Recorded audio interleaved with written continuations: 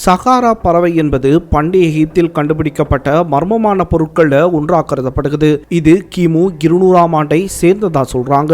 1898ஆம் ஆண்டு சகாரா பகுதிகளில் கிடைத்த சமாதியின் தளத்தில் இருந்தே இதை தொல்பொருள் ஆய்வாளர்கள் கண்டுபிடித்திருந்தனர். இந்த பறவை அத்திமரத்தில் செதுக்கப்பட்ட ஒரு சிறிய உருவமா சொல்லப்படுகிறது. இதன் நீளம் 14 சென்டிமீட்டர் மற்றும் இறக்கையின் நீளம் 18 சென்டிமீட்டராக உள்ளது. இதன் வடிவம் சாதாரண பறவை போல் இல்லாமல் ஒரு விமானம் அல்லது கிளைடர் போன்று இருப்பது ஆச்சரியத்தை ஏற்படுத்தி இருக்கு.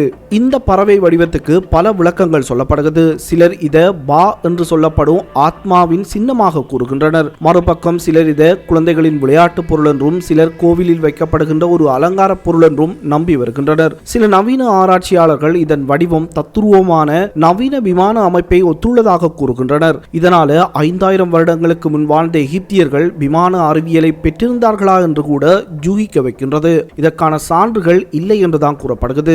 இப்போ இந்த சகாரா பறவை கைரோவில் இருக்கிற எகிப்திய அருங்காட்சியகத்தில் மக்கள் பார்வைக்காக வைக்கப்பட்டிருக்கு.